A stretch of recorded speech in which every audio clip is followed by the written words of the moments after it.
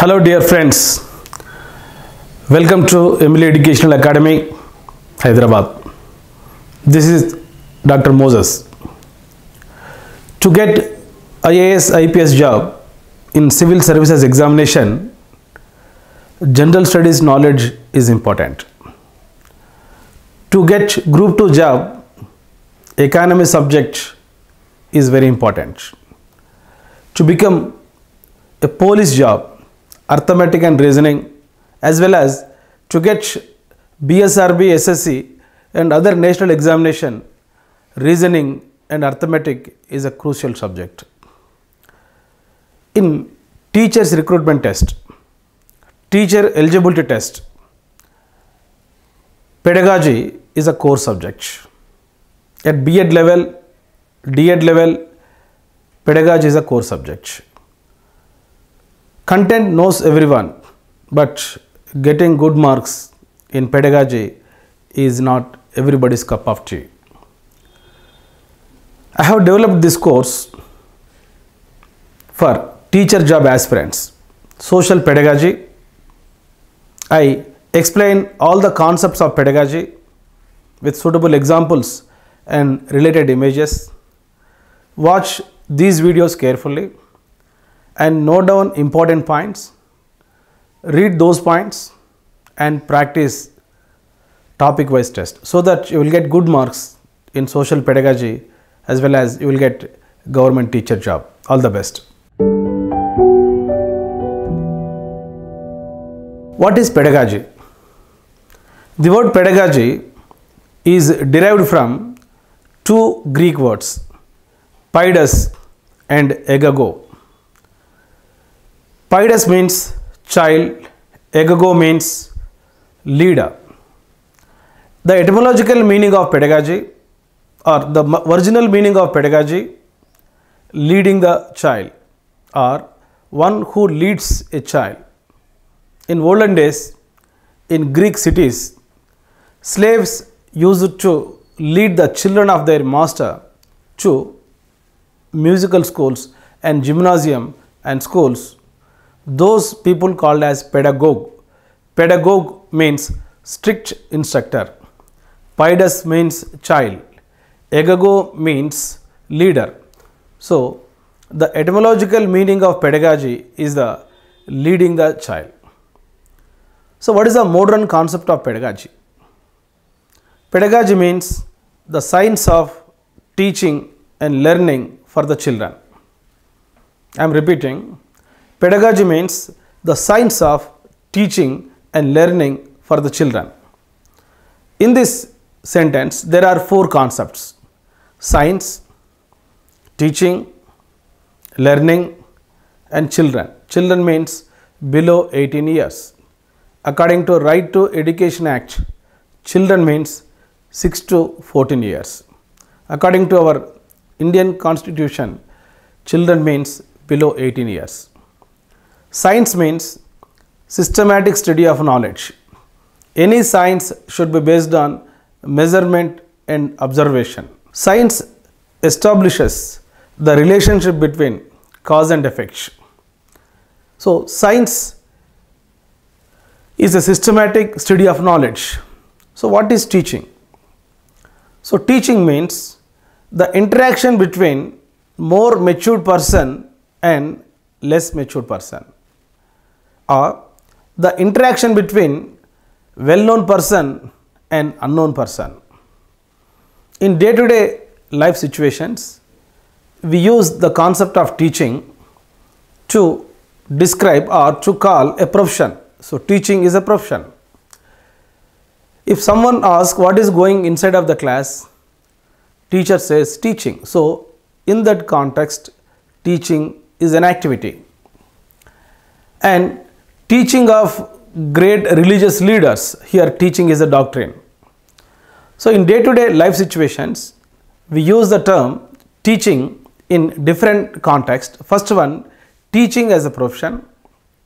Second one, teaching is an activity. The third one, teaching is a doctrine or theory. But according to psychology and education, teaching is an interaction between matured person and less matured person, or well-known person and unknown person. Regarding to social pedagogy, I am a known person, so you know little bit regarding to social pedagogy. So you are the learner, I am the teacher. The interaction between you and me is nothing but teaching. So what is learning? Learning means relatively permanent change in behavior that occurs due to experience. Remember, learning means relatively permanent change in behavior that occurs due to experience. In this definition, there are three important points. Point number one, change in behavior. Behavior means responses of the organism. These responses may be related to cognitive domain, affective domain, and psychomotor domain. Change in behavior. The change should be relatively permanent. Temporary changes like fatigue, drug consumed stage is not learning. So learning means change in behavior. The change should be relatively permanent. For example, you are able to write and read now because of the experiences, primary school experiences. Point number one, change in behavior. Point number two, the change should be relatively permanent. Point number three, that should occur due to experience. Experience may be formal school experiences, non-formal experiences, and informal experiences. Any kind of experiences. In terms of psychology, so experience may be conditioning, experience may be cognition, experience may be insight, experience may be construction of the knowledge, experience may be learning by doing, learning by observation, learning by reading, learning by listening, learning by living, learning by learning, any kind of experience. Change in behavior, change should be relatively permanent. That should occur due to experience, not due to maturity. So far, I taught what is pedagogy. Pedagogy means the science of teaching and learning for the children. Science means systematic study of knowledge. Teaching means the interaction between well-known person and unknown person, or more matured person and less matured person. And learning means change in behavior that should occur due to experience. And children means below 18 years. So pedagogy is meant for children, those who have below 18 years. For example, pre-primary children, primary school children or elementary school children, and secondary school children. So this is the concept of pedagogy. Next concept, whether teaching is an art or science. So what is art? Expertized activity or acquiring a skill is called art. See, if you are able to perform an activity with speed, accuracy, and without any hesitation, so you have that skill. So teaching is a skill. Teaching is an art. But the modern concept of teaching is a science. So what is science? Science means systematic study of knowledge. Any science should be based on measurement and observation. So artist required aptitude, scientist required training, observation, and experimentation. So remember, teaching requires aptitude. That's why in B.Ed entrance, in D.Ed entrance, in Gurukula examinations, other teacher recruitment test, teaching aptitude is a core subject. So aptitude means inborn ability. Aptitude means specific ability. Aptitude means pre-required quality to join in a course or to join in a job. So teaching is an art as well as science. If a question lies like this, whether teaching is an art or science, option number 1 art, option number 2 science, option number 3 art and science, option number 4 an occupation. So you have to select teaching is an art as well as science. Next concept, what is the difference between pedagogy and andragogy? You know, the word pedagogy is derived from two Greek words. Paides means child, egago means leader. So, leading the child is pedagogy. The modern concept of pedagogy, the science of teaching and learning for the children. Andragogy means the science of teaching and learning for the adults. Andragogy, A, first letter A stands for adults. Pedagogy, pediatrician, treats children. So, pedagogy is related to children. Andragogy is related to adults. So, pedagogy means the science of teaching and learning for the children. Andragogy means the science of teaching and learning for the adults. The concept of andragogy was coined by Alexander Cobb. Alexander Cobb. Concept of andragogy was popularized by Malcolm Knowles. Remember, the word andragogy was coined by Alexander Cobb for the first time, whereas andragogy was popularized by Malcolm Knowles. Remember the differences between pedagogy and andragogy. As a would-be elementary school teacher, secondary school teacher, you should know the knowledge of pedagogy. And next, what is the difference between teaching and learning? Sometimes a question lies like this: which of the following statement is incorrect with regarding to teaching and learning? So try to understand the differences between teaching and learning. In terms of psychology, teaching is a stimulus, learning is a response.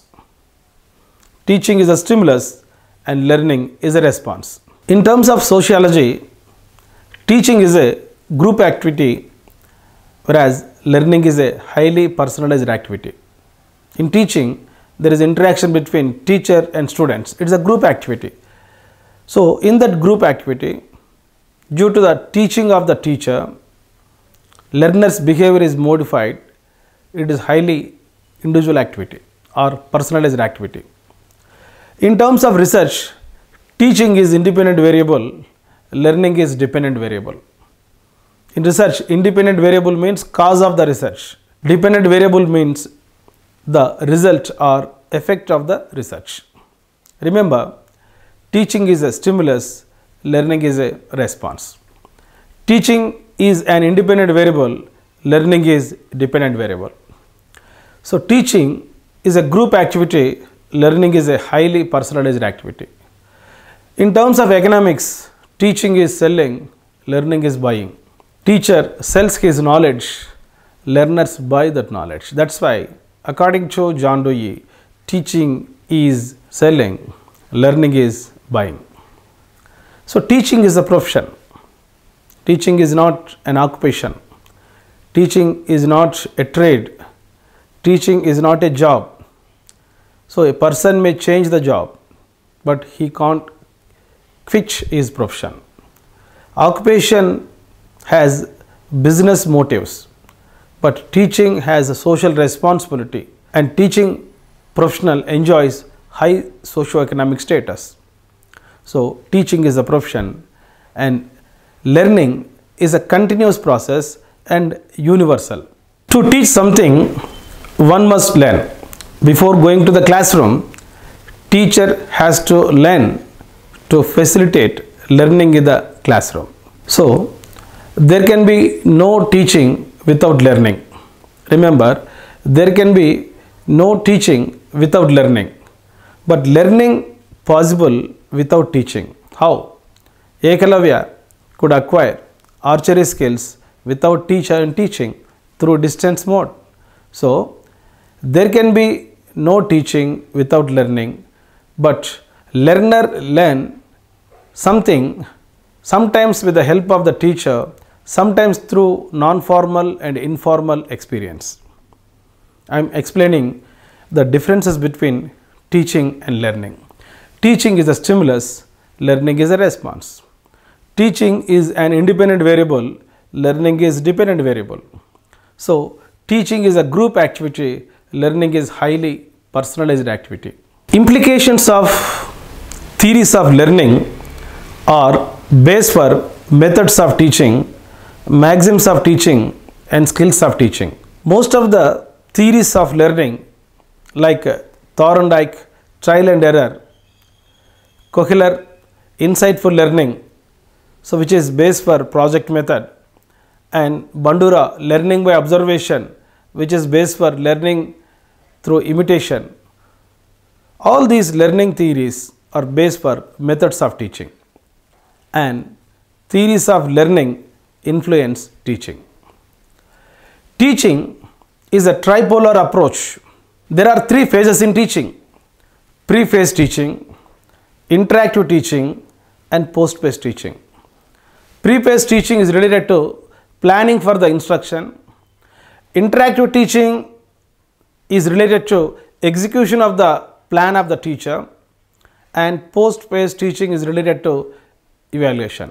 So, based on these three phases of teaching, teacher can influence three domains of the learner.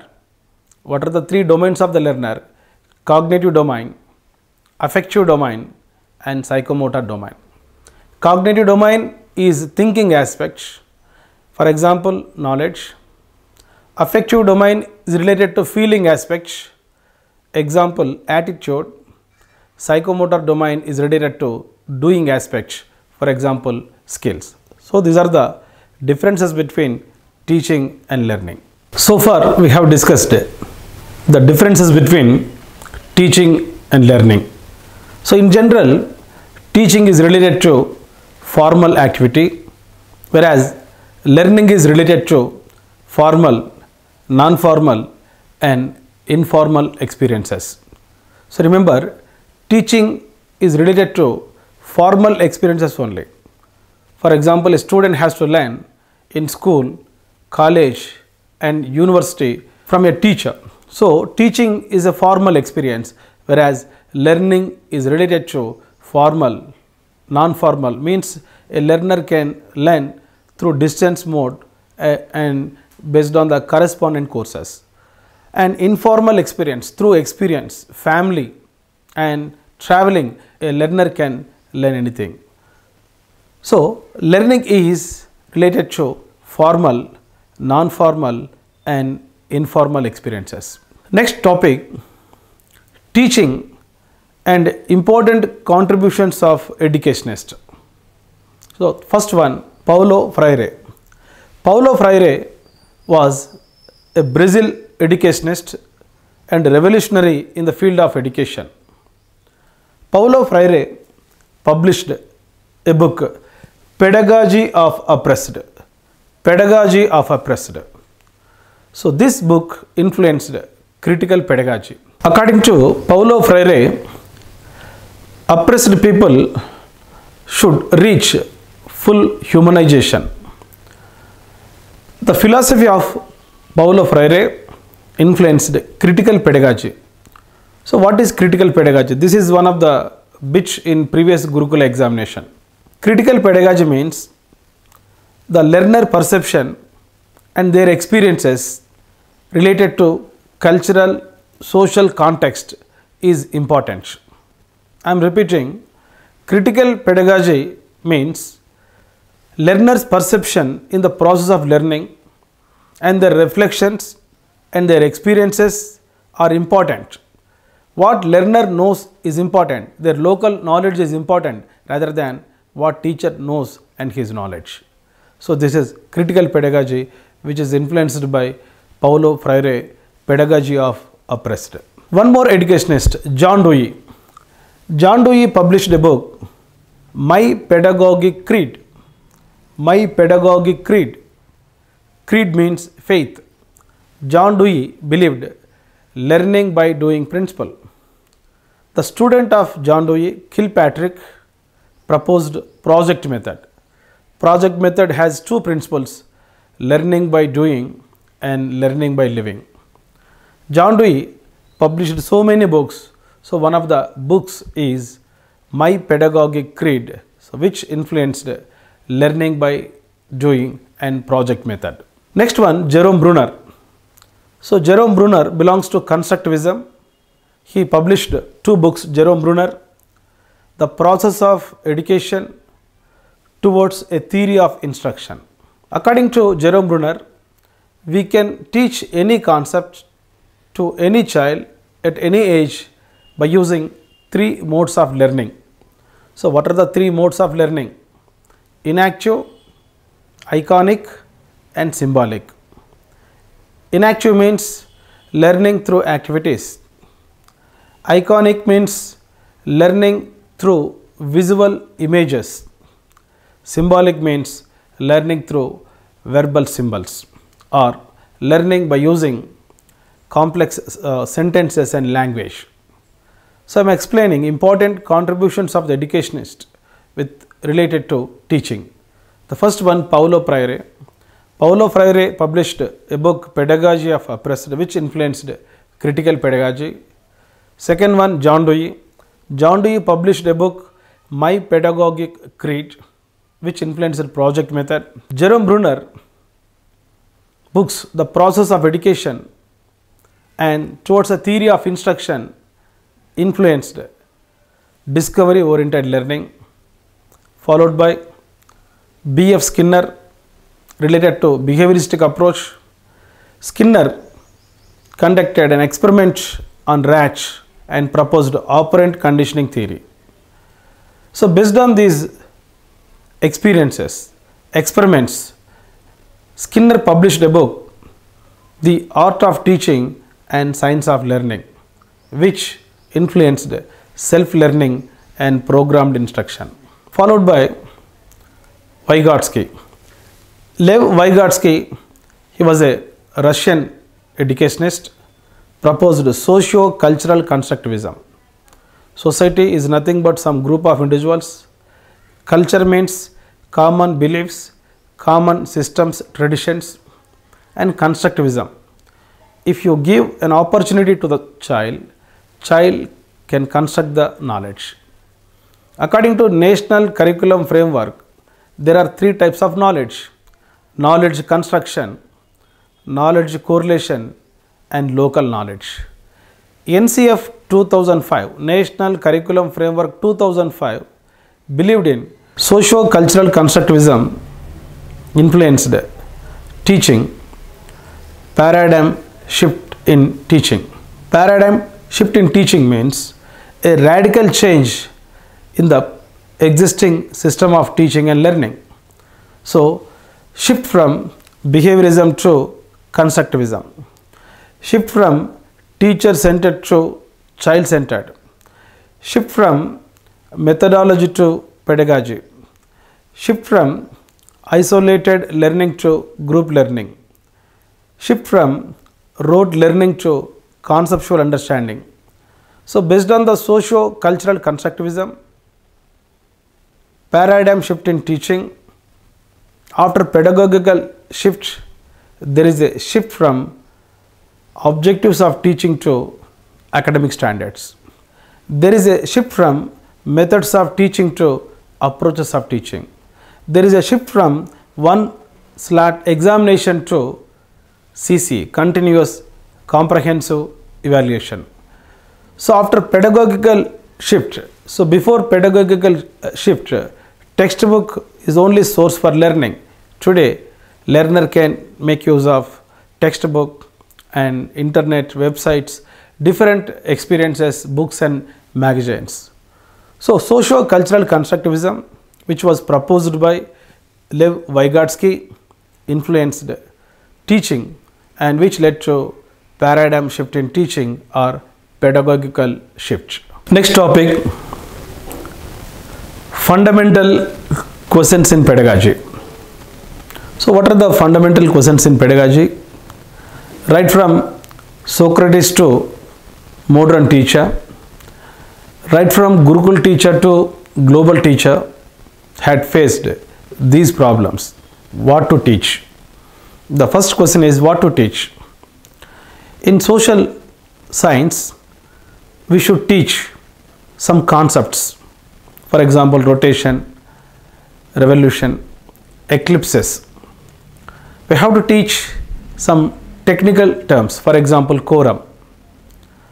Some generalizations, all the height places are the cool places.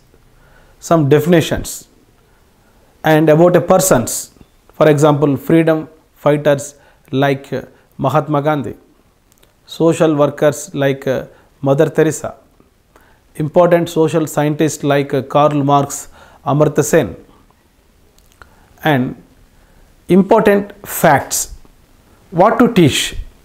We teach some concepts, technical terms, definitions, and important persons.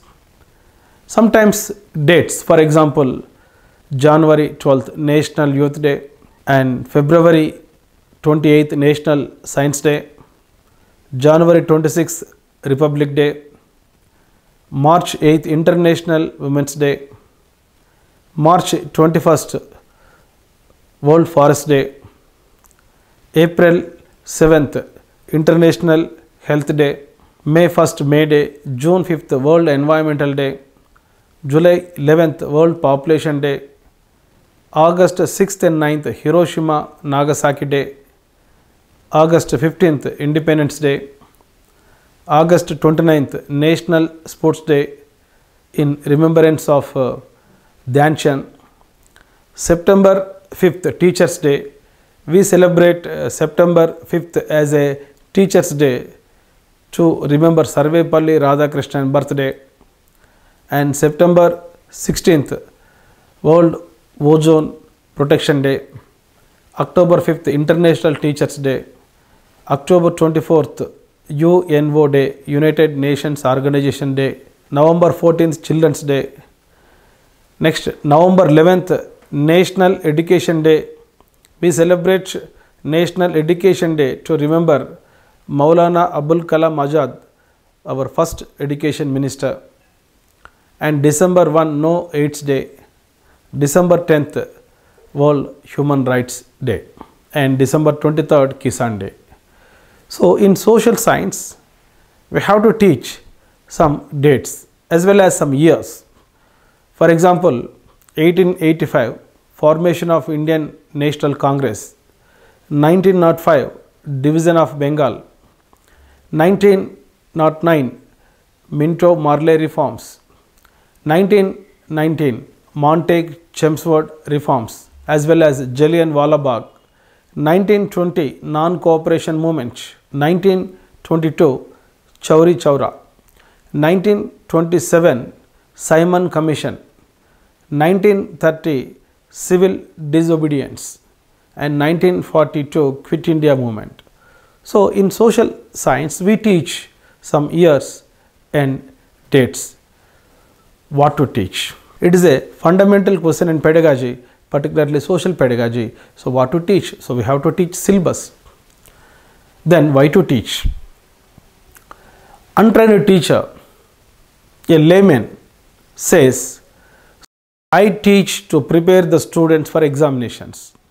But as a professional teacher who knows pedagogy, he says, to inculcate values among the students, to achieve some aims of social studies teaching, and to achieve instructional objectives and their specifications, and to develop some academic standards among the students. So this is the purpose of teaching. So why to teach? Not for sake of examination. So as a would-be teacher, you should know the purpose of teaching. To inculcate values. So to inculcate values, one must reach aims of teaching. To reach aims of teaching as a would-be teacher in classroom, so you have to achieve some instructional objectives and you should observe based on their specifications. The fundamental questions in teaching. First one, what to teach? Second one, why to teach? The third one, who is to teach? A professional teacher should teach. Social studies teacher should have some qualities, special qualities. For example, he should have more social relations. A social studies teacher should be a widely traveled person. A teacher should know general knowledge and current affairs, content knowledge, communication, competency, commitment, concern, creativity, and computer skills. So these are the important qualities of a good social studies teacher. So who is to teach? a professional teacher. Whom to teach? Learner. As a would-be social studies teacher, you should know whom to teach. Your student age and their stage. Then psychology, the development of the child. A potter has to know the nature of the clay. A doctor has to know the nature of the patient problem. A lawyer has to know the nature of the client case. A carpenter has to know the nature of wood. A blacksmith has to know the nature of iron.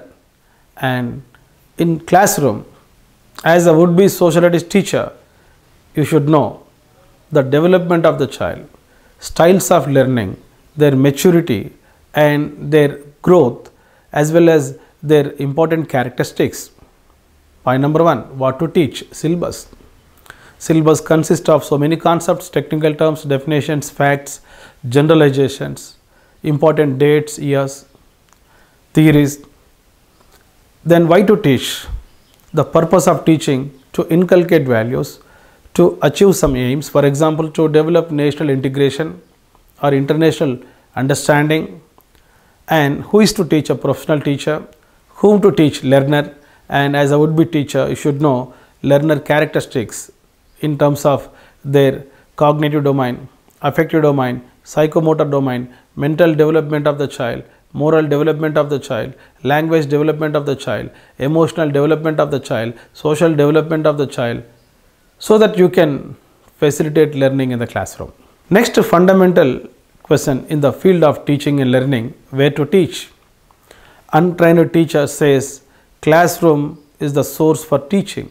Apart from classroom, as a would-be social studies teacher, you can teach social studies subjects in library, laboratory, in a museum. You can make use of geographical resources like plateaus, plains, rivers, seas, oceans, forest, important industries, markets, banks, and road and railways and different ports. So you can make use of some cultural resources, traditions, folkways of the society. You can make use of historical resources like monuments, forts, inscriptions. So where to teach? Not only in the classroom, but also outside of the classroom, you can transmit your knowledge to the students. The fundamental questions in teaching: what to teach? Syllabus. Why to teach? To inculcate values, to reach aims, to reach objectives and specifications, to achieve academic standards. Who is to teach? A professional teacher, a well-trained teacher. And a good social studies teacher should have some qualities. He should know current affairs, he should know good human relations, and a good social studies teacher should be a widely traveled person. And whom to teach? The student. And where to teach? Not only classroom, but also in library, laboratory, museum, geographical resources, cultural resources, historical resources, economical resources, government resources like local bodies and parliament assembly. Next fundamental question in teaching: when to teach? It involves motivational aspects.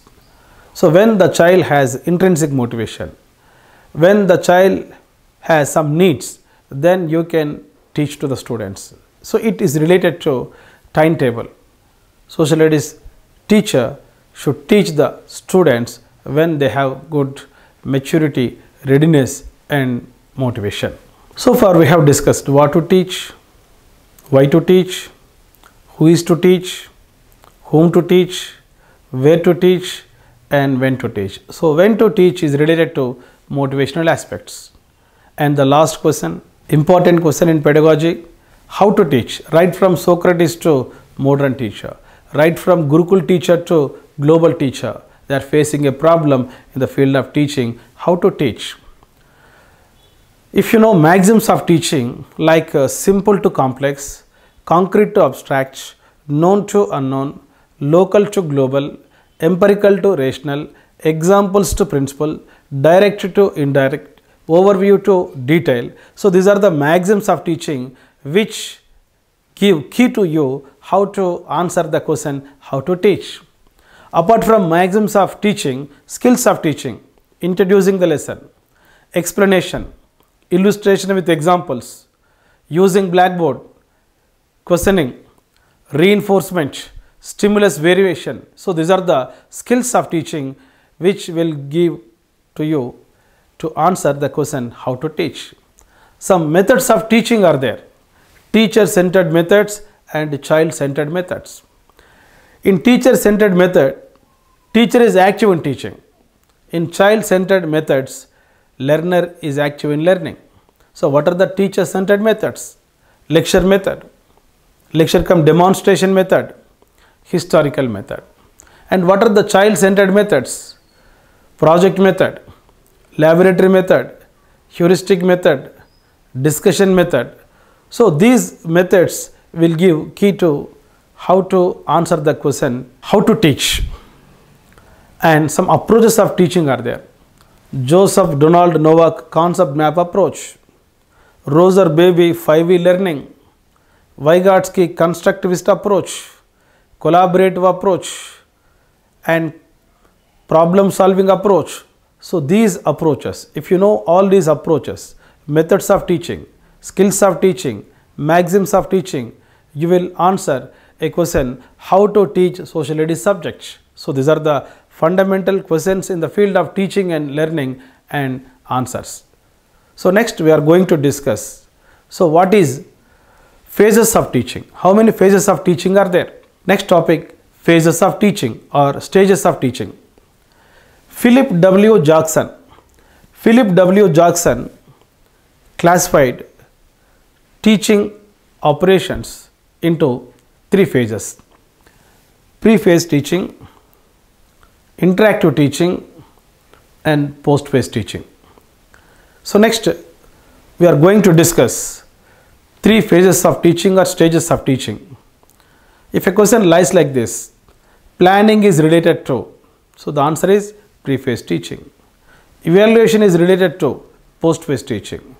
So try to listen my classes carefully and note down important points, read those points and practice topic wise test so that you will get good marks in social pedagogy. Please inform to your friends, batchmates, Emily Educational Academy YouTube channel, Dr. Moses Emily YouTube channel, Emily Academy mobile app through Google Play Store, and focus on social pedagogy classes, online classes. Ekalavya also a distance education student. He could learn archery skills through online classes, not regular classes.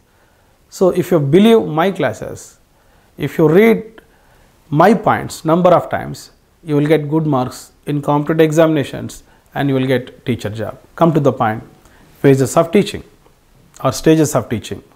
Who classified phases of teaching into three types? Philip W. Jackson. The first one is pre-phase teaching, second one interactive teaching, the third one is post-phase teaching. Planning is related to pre-phase teaching, execution is related to interactive teaching, and evaluation is related to post-phase teaching. According to Benjamin S. Bloom, instructional objectives are related to pre-phase teaching, learning experiences are related to interactive teaching, and evaluation is related to post-phase teaching. Remember, Benjamin S. Bloom called education as Trinity. Trinity means three. In pre-phase teaching, writing instructional objectives. In interactive teaching, providing learning experiences. In post-phase teaching, evaluation. Assessment for learning is related to pre-phase teaching. Assessment as learning is related to interactive teaching, and assessment of learning is related to post-phase teaching. Remember, assessment for learning is related to pre-phase teaching. Assessment as learning is related to interactive teaching, and assessment of learning is related to post-phase teaching. In pre-phase teaching, teacher writes lesson plan, prepares teaching learning material, and adapt appropriate teaching learning methods. In interactive phase of teaching, teacher executes methods of teaching, teaching learning material. In post-based teaching, in the process of evaluation, the teacher evaluates whether the objectives are realized or not, whether the learning experiences are fulfilled or not in the third step, that is post-based teaching. So far we have discussed different phases of teaching. In multiple choice, examiner will give 4 options. In 4 options, 3 options are related to these 3 phases of teaching: pre-phase teaching, interactive teaching, and post-phase teaching. So remember, planning is related to pre-phase teaching, execution is related to interactive teaching, and evaluation is related to post-phase teaching. So if you are not able to understand the concepts, if you are not getting the important points, you can repeat the video and watch the video a number of times. While watching the video, you have to write down important points in notes. No need for printed material, no need for printed textbook. Just go through my classes and note down important points and read those points. So note taking and note making is important skill rather than reading textbook, printed form textbook. Come to the point: phases of teaching, pre-phase teaching, interactive teaching, and post-phase teaching. Instructional objectives are related to pre-phase teaching. Learning experiences are related to interactive teaching, and evaluation is related to post-phase teaching. And assessment for learning is related to pre-phase teaching. Assessment as learning. Learning and assessment go together in interactive teaching, and assessment of learning is related to post-phase teaching. And one more important difference, that is diagnostic evaluation is related to pre-phase teaching. Formative assessment is related to interactive teaching, and summative assessment is related to post-phase teaching. So yearly we conduct 2 summative assessments after completion of a particular syllabus and teaching, and we conduct 4 formative assessments. In 4 formative assessments, we observe 4 important parameters. Point number 1, written work of the students. Point number 2, project work. Point number 3, student participation and their responses. Point number 4, slip test. All these 4 experiences are related to interactive teaching process.